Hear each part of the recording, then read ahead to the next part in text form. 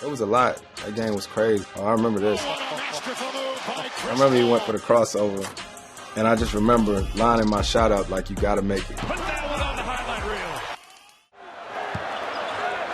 Green on Paul. And he got it! 1 second left. Clippers by 2. Yeah, this was Game 7 against the Spurs. It was crazy. I remember like the second quarter is when I first felt my hamstring. I hurt my hamstring, went back to the locker room. JP, Dennis, all these people that worked for the Clippers at the time was trying to like readjust my hips and all this stuff like that. And eventually we said, just tape it up and we'll see how it goes. And I remember coming out of that play of that timeout, and I just told Coach, I was like, let me have the ball, let me have it. And I remember when I made the shot, I was just so excited. I was so excited because that series had no business being a first-round series, and we was playing against the Spurs, and it was dope. It was nice to win that game.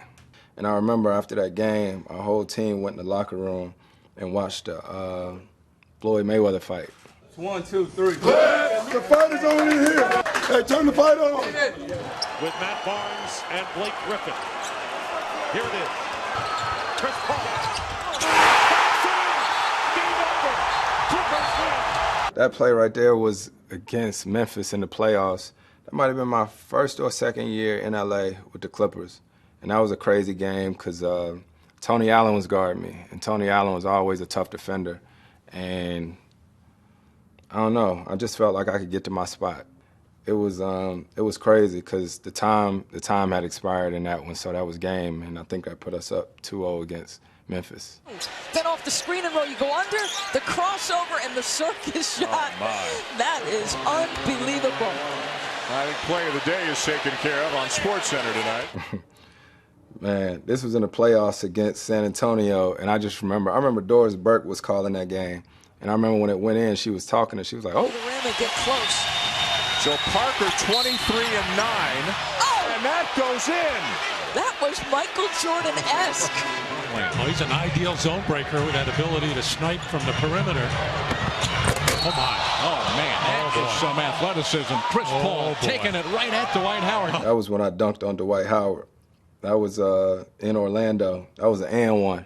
And anytime kids ask me if I can dunk, I always tell them to YouTube this. Chris Paul wants screen and roll. This is... Can't let him come through that little seam. This is in Denver when Andre Miller fell.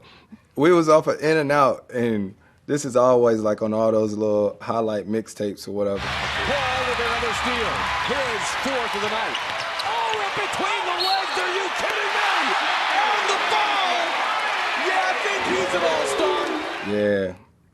It's funny because that fake spin that I see guys do and stuff now, I always tell them I started doing that way back when I played in New Orleans. Finds Paul with 2, with 1. Paul for the win. I remember this. This was on Martin Luther King Day. It was an early game. It was an early game against Indiana. 1-2 pick and roll. Harden and Paul. Oh, Chris Paul.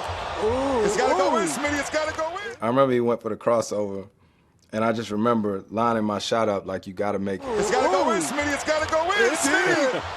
And here comes Paul. Oh. This right here, when I threw the ball between Jason Terry's leg, this was the night of my shoe release. So I had all Jordan Brand, all my homies in town, and I remember after that game, I was having a party for my shoe release. Chris Paul putting on a show. And that was just the fastest way. Just like this play against Houston when I threw it between Isaiah's legs.